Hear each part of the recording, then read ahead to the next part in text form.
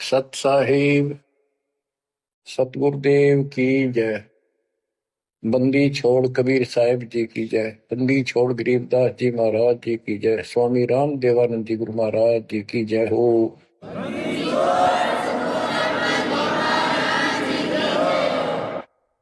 सर्व संतों की जय, सर्व भक्तों की जय, धर्मी पुरुषों की जय। श्री काशी धाम की जय, श्री सुडानी धाम की जय, श्री क्रोथा धाम की जय, श्री बरवाड़ा धाम की जय। सत साहिब परम पिता परमात्मा कबीर जी की असीम हृदय से बच्चों, आज आपको अपने घर का पता चला। ये अरहट वाले कुएं में, ये अरहट का कुआ लोई या गलबंदा है सब कोई, कीड़ी कुंज पर अवतारा, हर हट डोरी बंधे कई बारा। इस हर हट जैसे कुएं में बहुत बार चक्कर काट चुके हो। अब इस झंझट से छूटने का समय आ गया। आप किसी से पूछ लो, कोई भी मरना नहीं चाहता, पर सबको पता यहां रह भी कोई नहीं का। यह समस्या क्यों है? ये इसलिए है कि अब मृत्यु अच्छी चीज नहीं, सबसे घटिया ये है। फिर उम्र दोस्त था, जब तक जवान रहता है रोजी रोटी के चक्कर में उड़ जा रहा है, बस की बात नहीं। यहाँ की व्यवस्था ऐसी है, छोटे छोटे बच्चे होंगे, उनके पालने के लिए मर मिटता इंसान, और करना पड़े, देखे जहां भूखे बैठे। तो ये मजबूरी है अपनी। और फिर सारा जीवन बच्चों को पाल पोस कर पढ़ा कर शादी कर दी, उनके बच्चे हो गए। बच्चों, अपना कर्म के साथ जीव आप बैठे, बच्चे कितने अच्छे हों, कितनी अच्छी बहू आ जा पुत्रवधू, लेकिन कर्म में दुख है तो कोई न कोई इसी आंट चला देगा काल। वो चाह कभी आप उसकी मदद नहीं कर पाओगे, उसके कर्म ना करने दे। जैसे आपको बताया, या फिर कोई ऐसी बीमारी हो जाएगी, बच्चे भी, बेटा भी, पुत्र वधू भी दोनों बैठ कर रोने जाएंगे, पर वो चिल्लाए जा, सास या ससुर कोई भी है, वो कर्महीन इंसान दुखता होंगे। वो दवाई भी जो आ सके हैं अच्छे हॉस्पिटल में ले जाएंगे, लेकिन उस दुख उस दर्द 2900 ने कौन मिटा होगा? बच्चों, बहुत बार समझा लिया आपको, कभी आंख नहीं खुलने देता ये काल। केवल सतगुरु शरण में आने से इस काल का प्रभाव हट जाता है कुछ समय के लिए, और तब ये बातें अच्छी लगती हैं। ना कोई गाना, ना कोई बेंजू बजे, ना कोई अच्छा सुर निकाल ले जाते, केवल ये परमात्मा की अमर कथा सुनाई जाती है, उस दाता की बोली, उस कबीर परमात्मा की महिमा सुनाई जाती है। और धीरे धीरे जब पाप कम होते चले जाते हैं, यह इतनी अच्छी लगती है।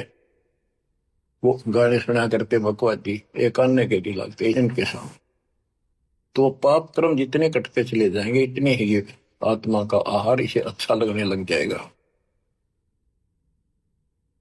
तो ये बहुत सी घटनाएं सारे घट रही हैं, पर एक आधा सुनाने से सभी समझ में आ जाती है। एक व्यक्ति को अधर्म मार गया, पैरालिसिस होगा, और उसके 4 एकड़ जमीन थी, उन्हें 16 एकड़ बढ़ा दी। सारी जिंदगी मेहनत करी खूब कंजूसी के साथ।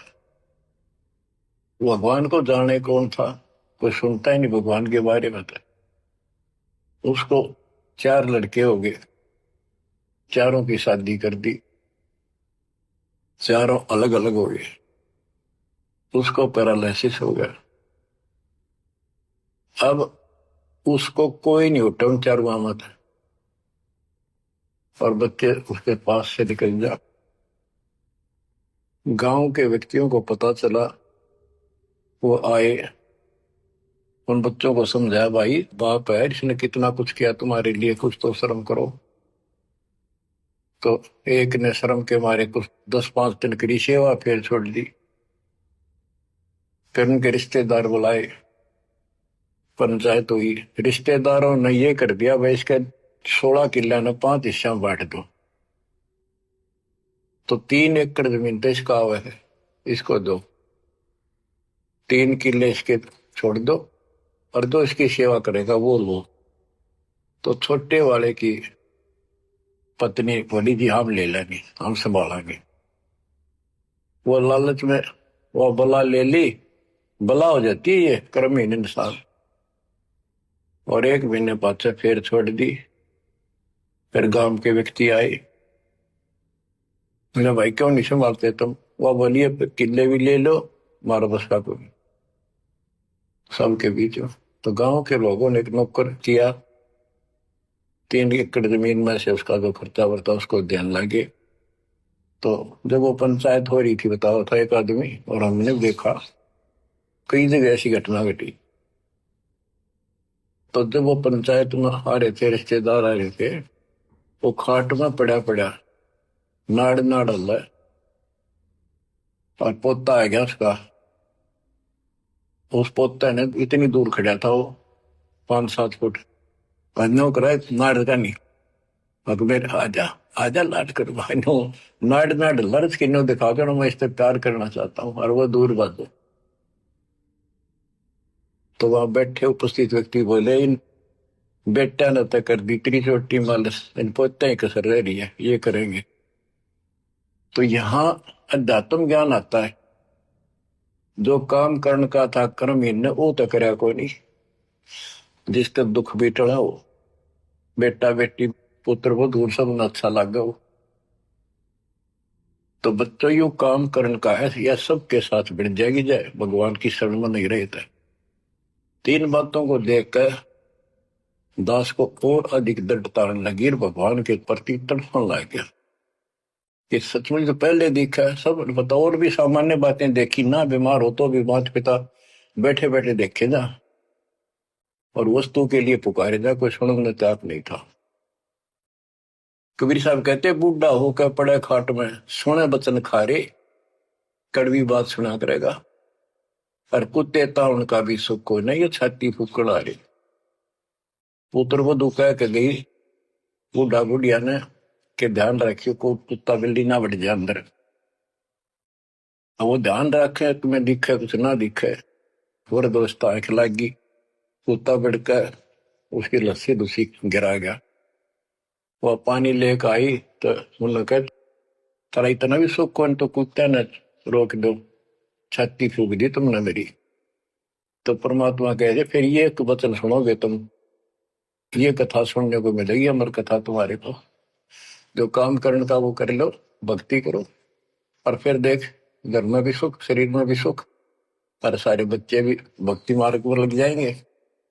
बच्चे सत्संग में जाएंगे, उनके मन दया पैदा होगी, भगवान का डर होगा, उनको अपने कर्तव्य का ज्ञान होगा कि माता पिता की भी सेवा करनी चाहिए, इन्ना में पाला पोसा, दया बनती है अंदर इस ज्ञान से। तो बच्चों इस भक्ति, इस सत्संग के बिना इंसान ऐसे जड़े डोका मर जाता है, और जब तक ये ज्ञान नहीं होता वो काम हमने सबसे उत्तम और बस इतना ही ठीक, वो अच्छा लग रहा था। तो यहाँ कबीर साहब कहते सतगुरु के उपदेश का सुनिया एक विचार, जय सतगुरु मिलते नहीं फिर जाते यम द्वार। वो दुख और आगे देखो, मृत्यु के बाद यम के दूत घसीट के ले जाएंगे धर्मराय के उस न्यायाधीश के दरबार में, फिर उनका फैसला होगा इसको नरक में डालो, इतने वर्ष, इतने दिन, इतनी घड़ी कैलकुलेटेड होते होंगे।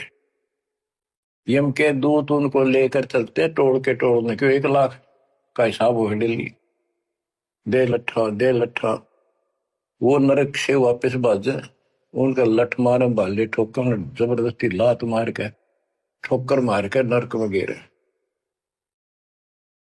कहते नरक द्वार में दूत सफर करते क्या चातान, उन तक कबू ना छूटता, करता चारों खाली।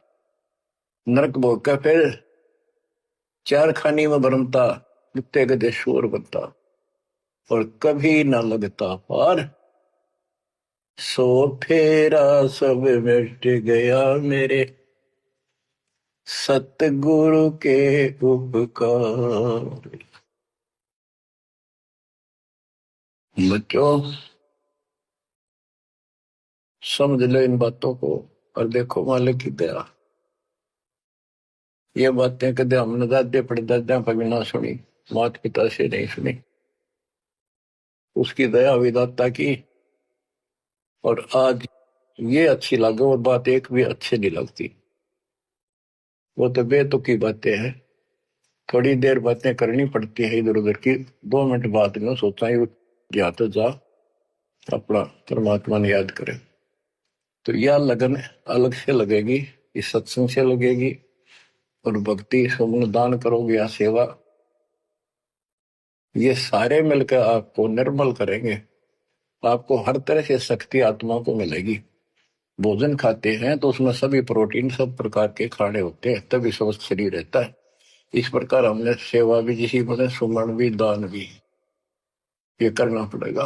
और मर्यादा का निर्वाह परहेज भी रखने पड़ेंगे, तभी आत्मा स्वस्थ होगी, मोक्ष प्राप्ति योग्य होगी। बच्चों धन है आपके माता पिता जिनसे जन्म हुआ। आपकी किस्मत को अगर व्याख्यान करने लगो, आपकी किस्मत का वर्णन करूं, कोई शब्द नहीं दास के पास। इतनी अच्छी किस्मत लेकर जन्मे हो तुम। आपका मनुष्य जीवन इस समय, मनुष्य जीवन के बाद फिर आपको शरण मिल गई। गजब अजब बात तो यह है कि आपको शरण मिल गई। आप देखो नाम लेने तो पहले आप किस स्थिति में थे, क्या करा करते, सारा दिन कोहरे डले डोया करते। और मजदूर काल के मजदूर थे, बस पेट के मजदूर, बाचे बाचे अंडा थे। कोई भी अच्छा काम चाह कर भी नहीं कर पावा थे। आत्मा भी अच्छी थी, था आपकी नर्म भी थे, दया थी, भाव था, सारा था, भगवान की चाह भी थी। पर ऊपरली सी थी, काम चलाऊ सा था। और नाम लेने से पहले जब आपने स्टार्ट किया इस मार्ग को, देख मन कितनी बगावत करे था। ये कैसे हो सकता है, ऐसे कैसे हो सकता है, हमने तो ये पूजा की, हमने ये देखा, ये सुना। तो काल ने परमात्मा से पहले कहा था कि तुम्हारा जो हंस जाओगा ज्ञान बताने के लिए, उससे पहले कहते देवी देव धाम तो दुआओ, तीर्थ व्रत और ये झूठे जब तब मन लाओ। इस तरह की सारी शास्त्र साधना से इनको इतना मूर्ख बना दूंगा कि कोई भी उसके ज्ञान को सुनेगा नहीं। जाओ योग जीत संसारा, जीव न माने कहा तुम्हारा, जीव तुम्हारा कहा न माने, हमारी ओर हो बात बखाने। हमारी ओर होकर बात विवाद करेंगे तुम्हारे साथ। बच्चों इन बातों को याद रखो। इस जीवन की सफलता है कि इसमें परमात्मा प्राप्ति हो। आप इसके निकट आ चुके हो। आपने जो भक्ति स्टार्ट करी, आपकी यही दशा थी। कति मन मान कर राजी नहीं था। और उस दाता देखो अपने बच्चों को कैसे कैसे कैसे कोई न कोई भेज के अपना बहन भाई रह रह कर कथा सुनाई। कभी अच्छी लगी, कभी ना लगी, धीरे धीरे पाप करते गए, सुनते चले गए। कहते सो सब सिदर मैं करूं अपने जन के काज, हरने से पूजो मार दो नरसिंह दर के साज। इब्राहिम सुल्तान के साथ कितने खाड़े कर दिए, कितना पीछे पड़ गया जाता अपने बच्चे को नरक से निकालने के लिए। यही दशा अपनी थी। उस दाता ने कोई न कोई कारण बना के अपने को राह दिखाया है। हरे बच्चों समझो इस मार्ग को, क्योंकि ये कथा जो सारी सुनाई जाती है, ये आत्मा को सहारा देती है। ये आत्मा बहुत सतर्क हो जाती है, इन पर सब पर विचार करती है, तब इस मन को साइड कर देती है कि बस बहुत हो लिया। आप देखो क्या हाल है, कल न पशु बन जाओगे, और पहले बेरा ने कितनी बार बन लिए। तो परमात्मा आपको बहुत लंबे समय से तैयार करते करते करते करते आ रहे, और आप भी लगे रहे। जैसे भी जितना दाव लगा जिस जन्म में आप करके, फिर काल का प्रभाव ज्यादा था, नहीं पार बसाई छूट गया मार्ग। जो गुरुद्रोही हो जाते हैं ना, वो सदा के लिए खत्म हो जाते हैं। वो तो अरबों खरबों वर्षों तक धक्के खाओगे। आप विमुख होते रहे, जैसे राबिया विमुख हुई। स्टार्ट वहां से नहीं था उसका, बहुत पीछे से था, लेकिन भक्ति की चाह बनी रही, दाता फिर मिलते रही। परमात्मा कबीर साहब कहते हैं, मेल अटकेले जाइयो, तीर्थ धाम पर भटकियो, मेले बड़ा मिलाप, पत्थर पानी पूजते हैं, कोई साधु संत मिल जाओ। जब तक भगवान नहीं मिला तब तक ये आस्था भी बनी रहनी चाहिए।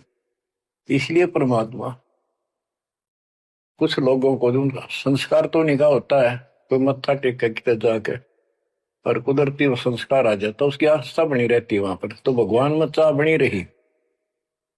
कई नरसिंह बन कई इसने आना पड़ा, निकाल ने तो मस्तरवा दिया था, प्रहलाद भगत की आस्था खत्म हो जाती, दाता रक्षा नहीं करते, सारे समाज में आस्था खत्म हो जाती मनुष्य जीवन में, कि भगवान है ही नहीं करे।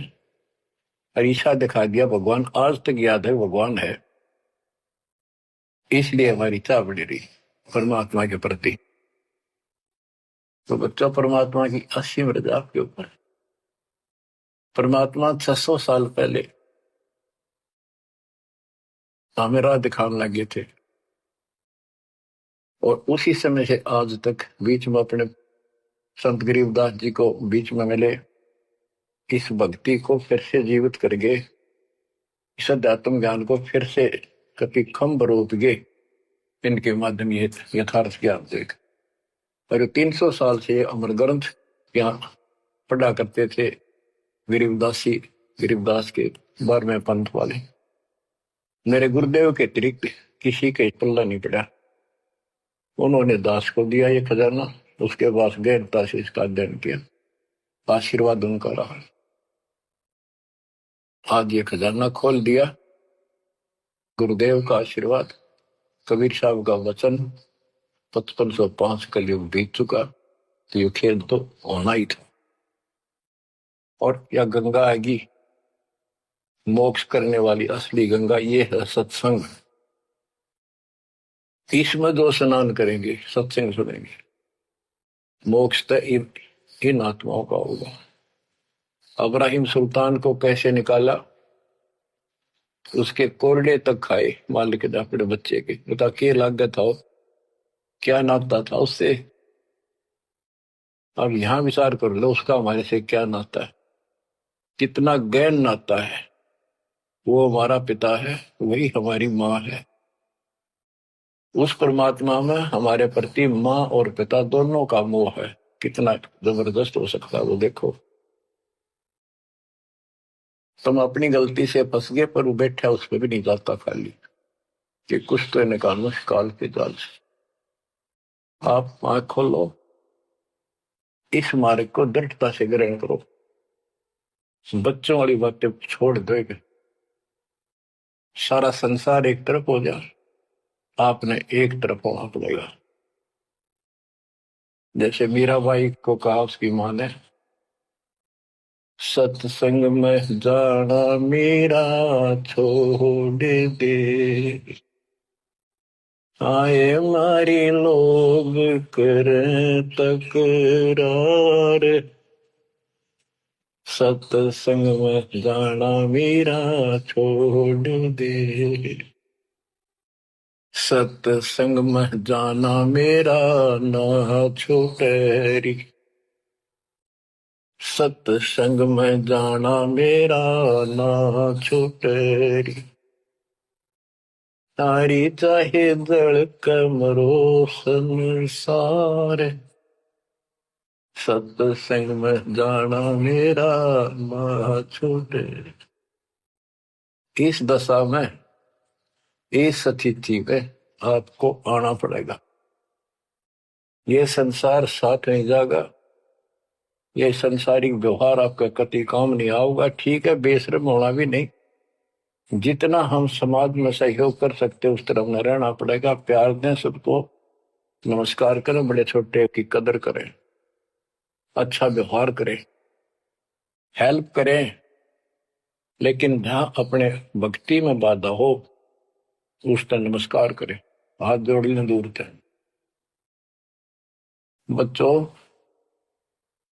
गरीबदास जी ने बताया है, गोरख से ज्ञानी गणे और सुखदेव दती जिहान, सीता सी गो भारिया संत दूर स्थान।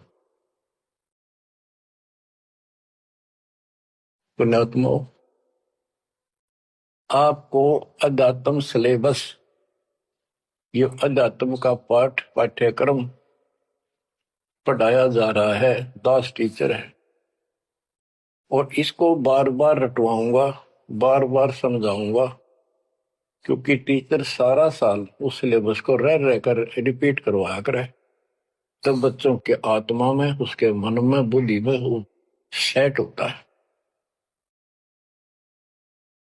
तो बच्चों, आपको ये सिलेबस दास बार बार रिपीट कराएगा और ध्यान से उत्सुकता से सुनते रहना।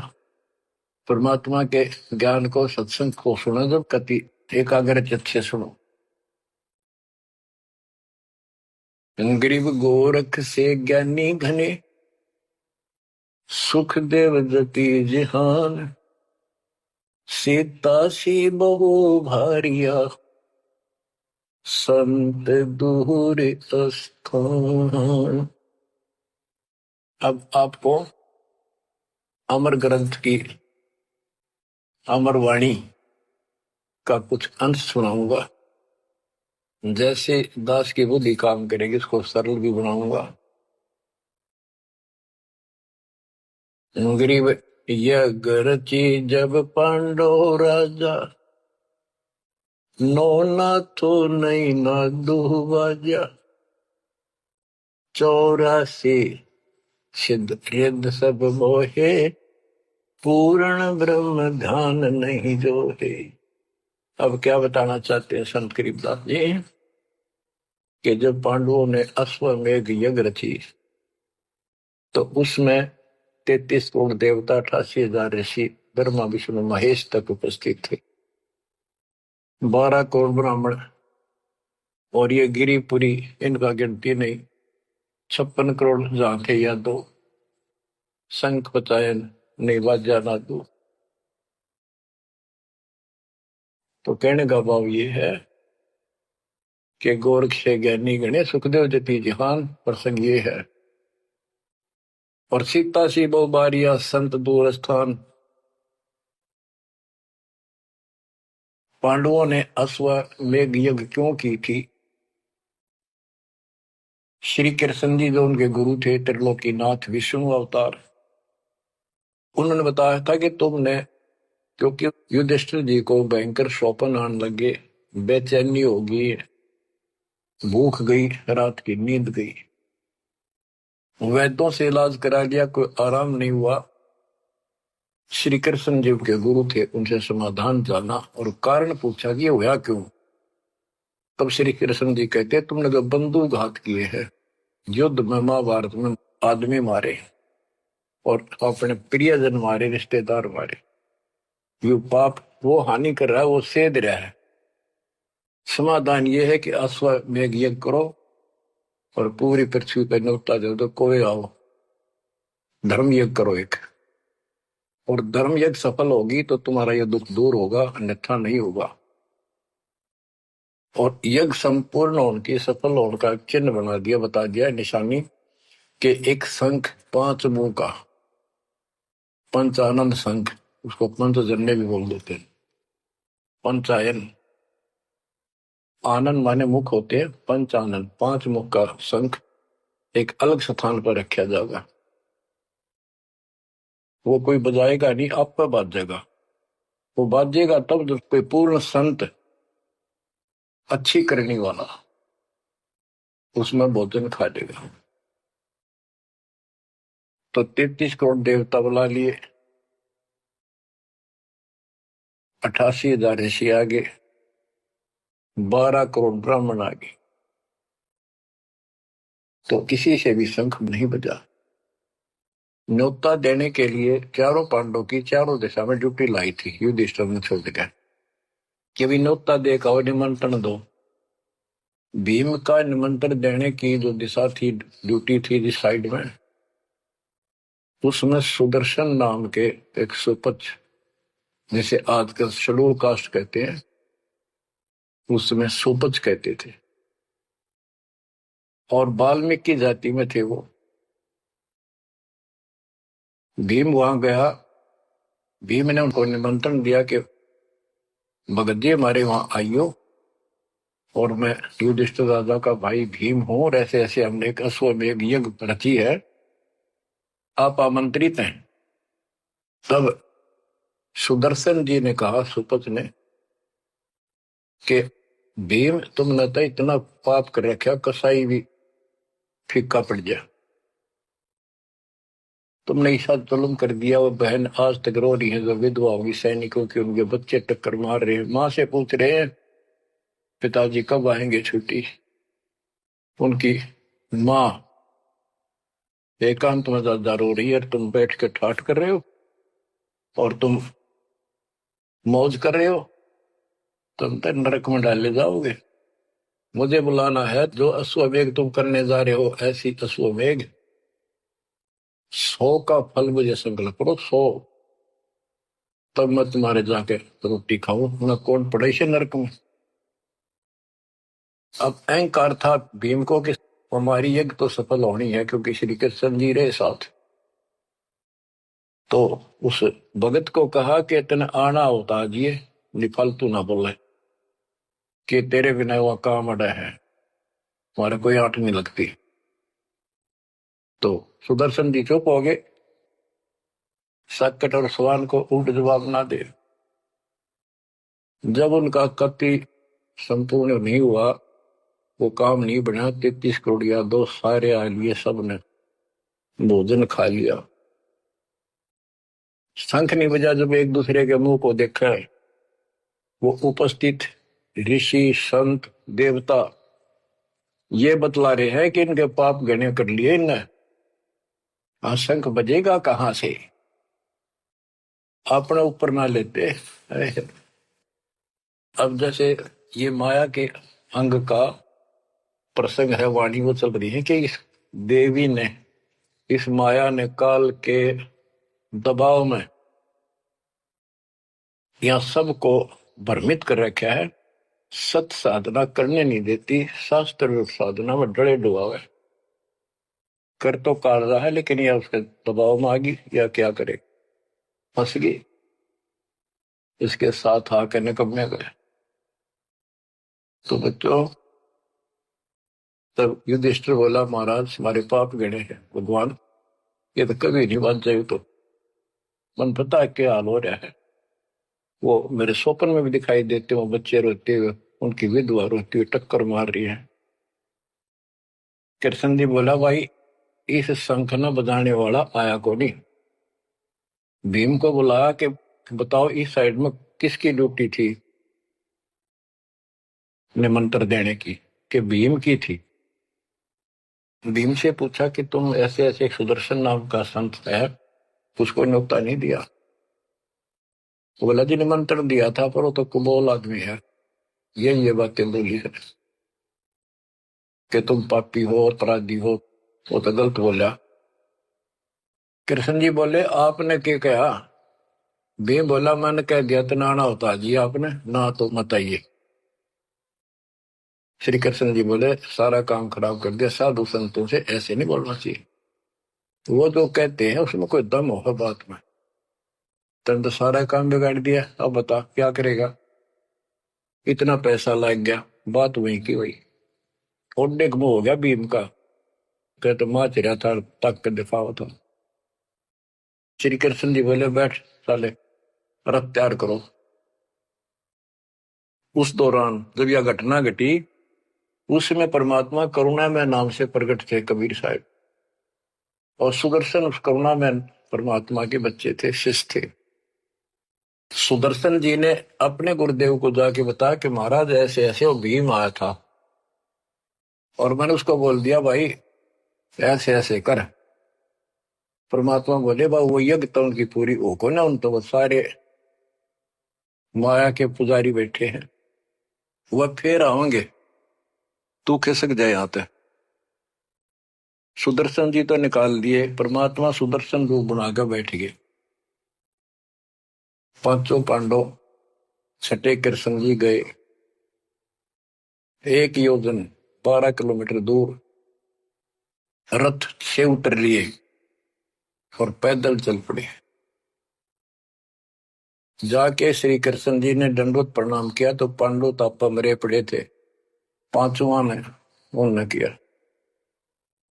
तब सुदर्शन जी बोले, एक सुदर्शन जी कहूंगा मैं, क्योंकि ये फिल्म है, फिल्म में जो रोल जो करता है वही बोला जाता है। सुदर्शन जी ने कहा, आओ त्रिलोकीनाथ, कैसे आना हो गया। श्री कृष्ण जी बोले, हे सृजनहार, हे सारी सृष्टि के रचनहार, आप जानी जान हो, ये पांडव है और ऐसे ऐसे अश्वमेघ यज्ञ की है, वो आपके बिना संपूर्ण नहीं हो सकती। आप दया करो और भीम की गलती को माफ करो। सुदर्शन जी बोले, भाई मैंने जो शर्त रखी थी वह पूरी कर दो। भीम ने पूछ लो क्या शर्त थी मेरी, वो जी पता हमारे को। तो श्री कृष्ण जी ने कहा कि संत मरण को ऊंचा लियो, तज माया अभिमान, जो जो कदम आगे रखे, सो सो यज्ञ समान। ये देख लो किसी में इतना भी अहंकार नहीं है। आज ये कति टूटे पड़े हैं, सारा खर्च हो लिया पैसा, बात वही खड़ी है। और वहां से लेकर यहाँ तक हम आए हैं, जितने हमारे कदम बढ़ते हैं वो सौ सौ यज्ञ समान, वो एक कदम एक यज्ञ के समान है। अपनी सौ रख लो, बाकी हमारी जोड़ी में डाल दो, हमारा भी कल्याण हो। यानी आदिन्य का भाव संत के सामने होना चाहिए।